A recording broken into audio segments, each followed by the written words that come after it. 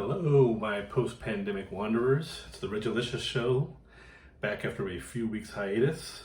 Here to get some things off my chest. Hope you don't mind.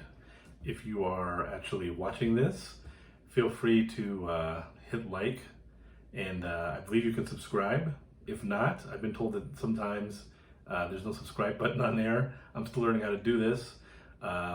Just make sure you follow me because I'll have more videos in the future. So this week, what am I going to talk about? Well, mainly I'm going to talk about some things that have been bugging me with local sports here in Denver, Colorado, where, by the way, today it is 100 degrees. So if you believe that there's no such thing as global warming, you're crazy, because it used to never really get into the hundreds here in Denver when I was growing up, and it's supposed to be a couple more days like this. I mean, it is Africa hot out there. So, and not just like South Africa hot, it's like, middle of the Sahara hot. But doesn't matter. I'm cool inside the house here.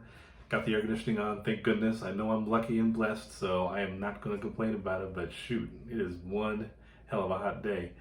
But it's been kind of fun to follow the Denver Nuggets and the Colorado Avalanche here in Denver for the last few weeks. They were both in the playoffs, and the Avalanche had the best record in the NHL. While the Nuggets, even though they had some injuries, they had the MVP in the league in Nikola Jokic, or Jokic, I should say, the Joker. That's why I mispronounced that a little bit. So it looked pretty good for them. I mean, the Nuggets made a stirring run last year. They made it all the way to the Western Conference Finals in the bubble. And even though there was no Jamal Murray this year, and they've had all kinds of injuries with the guards, it seemed like they might actually be able to advance at least that far again this year. But then the Phoenix Suns, who come from a place even hotter than Denver, came into town and swept the Nuggets in 4 straight games. And it got me to thinking, is this like karma? Is it karmic retribution for the Kroenke family, who have been involved in a long dispute with their properties and Comcast, as well as Dish Network and DirecTV? I think they settled with Dish Network.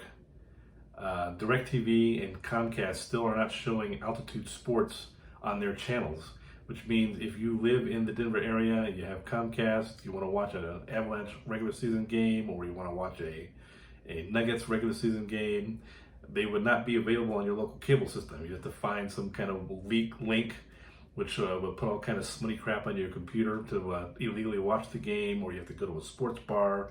Maybe they'd be able to have it. And what a lot of people don't understand about these conflicts with regional sports networks is, yes, Comcast sets hard terms. They want to broadcast the channels they want, pay them only what they have to, and if they decide that you're not worth it, they're going to definitely try and lowball you. But the ultimate decision for whether the game gets showed on the network or not, is actually up to the regional sports provider, in this case Altitude TV.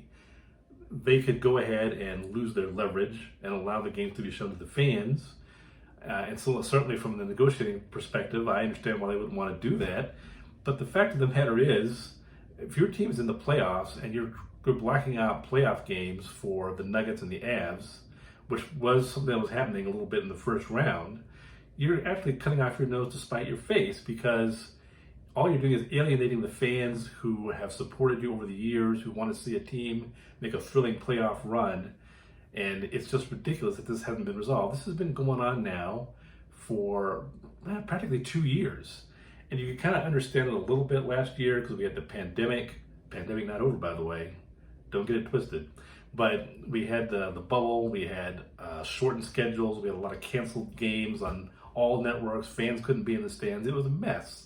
I get it if you're trying to save some money, but then this year things coming back and you're going to hold a hard line. I'm not saying Comcast is the good guy in all this. Comcast is never the good guy. Just remember that. If there's any doubt between whether Comcast is on the side of good or evil, if you want to go evil, you want to go dark side of the force, that's probably the best way to go. But you know what? People talk about how the Denver Nuggets and the Colorado Avalanche have been unlucky over the years, and they have. They've all kinds of weird things happen to them, fluke injuries, strange plays in key playoff games that have prevented them from advancing. But if this is the kind of thing that maybe gets Josh Kroenke and Stan Kroenke to wake up and try to negotiate in good faith and try to do something that works not only just for them, but for the people who supported them in this community for many, many years, then I guess I'm all for it. Now, was it fun watching the Suns sweep the Nuggets? No. I mean, I guess I could be happy for Chris Paul. The man could sell some insurance. He could also sell some mid-range jumpers. I didn't feel like he missed a single shot in the paint the entire series. He's 36. It's maybe his last good chance to go to NBA Finals. Good for him. But, I just wish it hadn't been at the expense of the Denver Nuggets. But, these things have a way of kind of working their way out. If I had to make an NBA Finals prediction right now, here on June 15th, 2021, I actually picked the Utah Jazz. I know they're struggling right now with the Los Angeles Clippers. That series is tied at 2. But I felt like they're the best team all year round. And it would also be kind of nice to see Utah get a little chance to win an NBA championship. They got skunked by Michael Jordan back in the 90s. The Mountain Time Zone didn't get a lot of love. So, maybe this is their best chance to get through it. But, Phoenix is going to give them, if they make it past the Clippers, going to give them a heck of a series. So, either way, it's going to be good. What else have I got on my mind? I guess I shouldn't keep talking too long because I don't like to edit these videos, and you don't want to spend a lot of time talking too long. The cat's not in here today. Probably the best thing about any of my videos is when Minka shows up. So all I'm going to finish it off as saying is that if you are a sports fan, you have to understand in this day and age that you're probably the most valuable commodity to all the television networks and all the streaming and broadcast entities, because you are keeping the lights on for everybody else that doesn't run sports. As somebody who works for a non-sports network, I thank you. Keep your passion alive. And I guess that's it for now. I'll come back with some more stuff later on. But remember, the number one tip, if you're on a Zoom call, don't be a tubin. Always wear pants. And that's it for now. See ya.